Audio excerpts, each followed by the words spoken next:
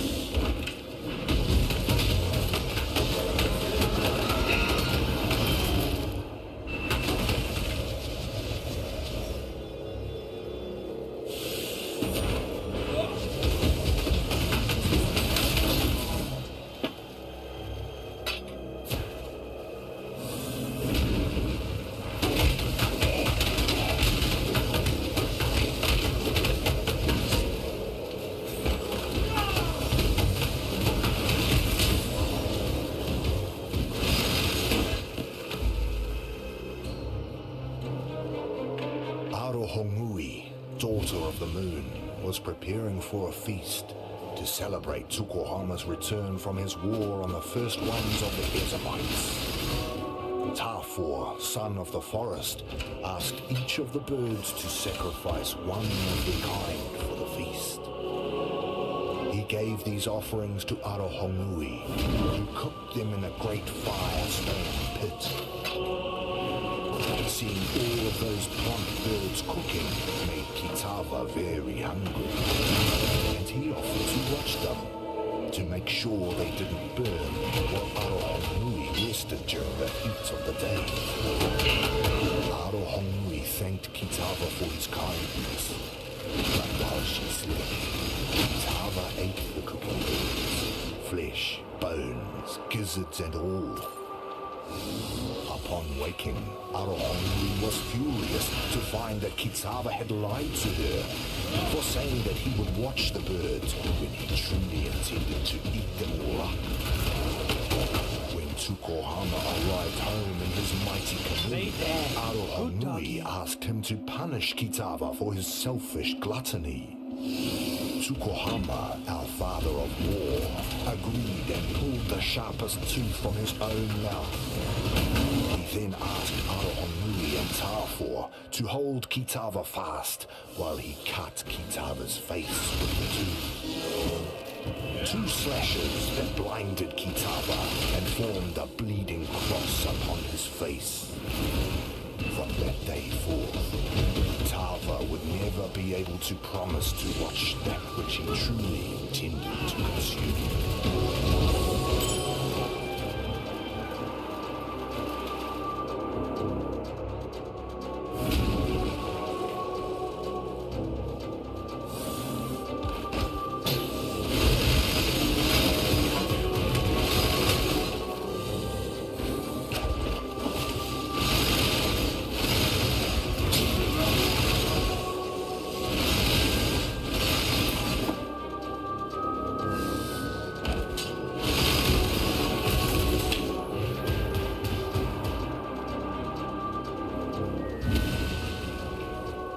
Tsukuhama, our father of war, and Valakor, father of storm, took Kitava to Hinekora, mother of death.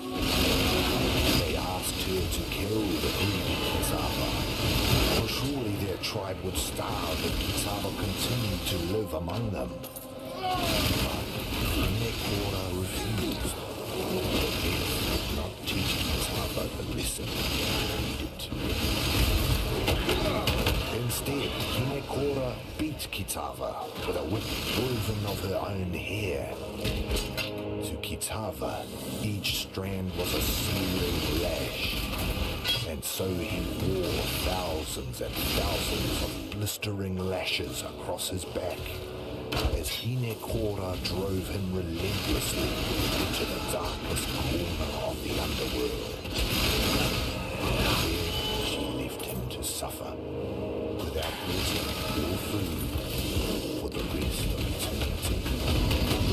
There, Kitava remained in the darkness of Hinekora's night-clad island, for time beyond measure.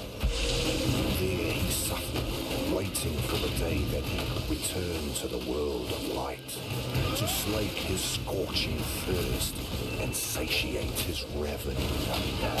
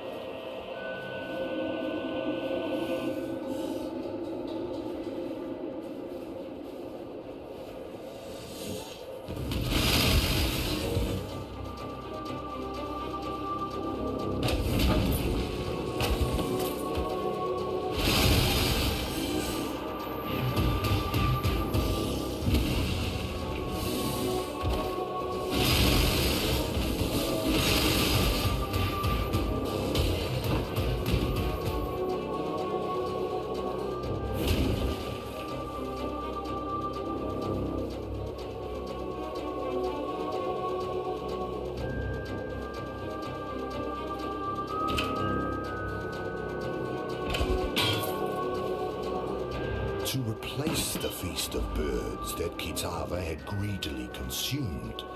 Tsukuhama, our father of war, and Valako, father of storm, went fishing.